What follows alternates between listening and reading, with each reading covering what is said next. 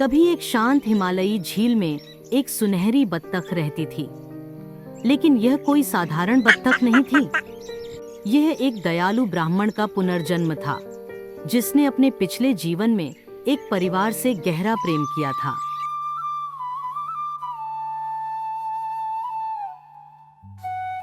पास के एक गांव में उसकी पत्नी और 3 बेटियां अपनी गुजारा करने के लिए संघर्ष कर रही थीं और पड़ोसियों के घरों में कड़ी मेहनत करती थीं। सुनहरी बत्तख उन्हें मदद करना चाहती थी।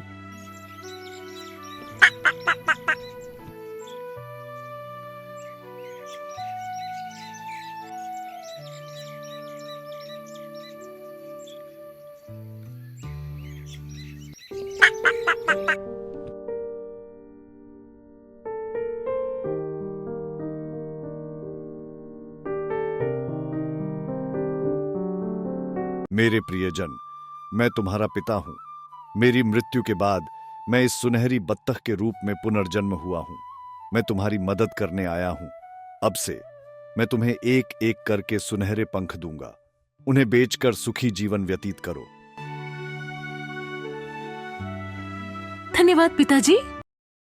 सुनहरी बत्तख नियमित रूप से आने लगी और हर बार एक सुनहरा पंख छोड़ जाती।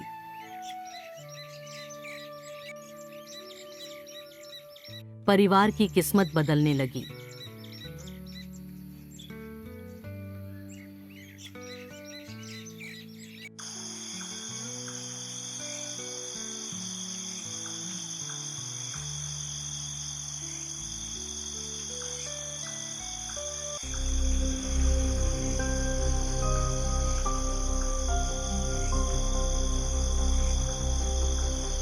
अगर बत्तख आना बंद कर देती है तो क्या होगा? अगर मैं सारे पंख उखाड़ लूं तो हम लंबे समय तक सुरक्षित रहेंगे।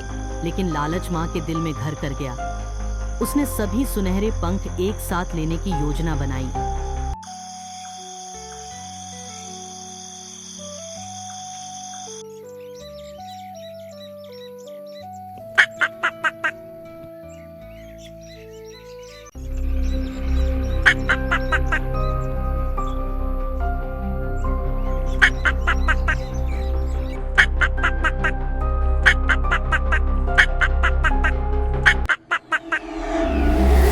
क्या वे अब सामान्य हो गए हैं? माँ ने बत्तख की इच्छा के विरुद्ध पंख उखाड़ लिए, लेकिन वे अपनी सुनहरी चमक खो बैठे।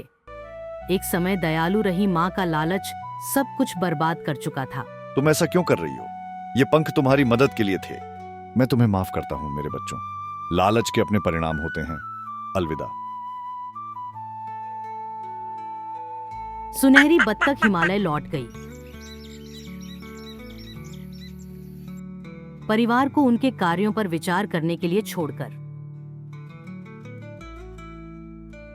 उस दिन से परिवार ने मेहनत से काम किया और सादगी से जीवन बिताया। उन्होंने सीखा कि लालच केवल नुकसान पहुंचाता है, जबकि दया और धैर्य सच्चा सुख लाते हैं। इस तरह सुनहरी बत्तख और परिवार ने अपनी अपनी तरह से शांति पाई। याद रखें, जहां लालच समाप्त होता है, वहीं खुशी पनपती है।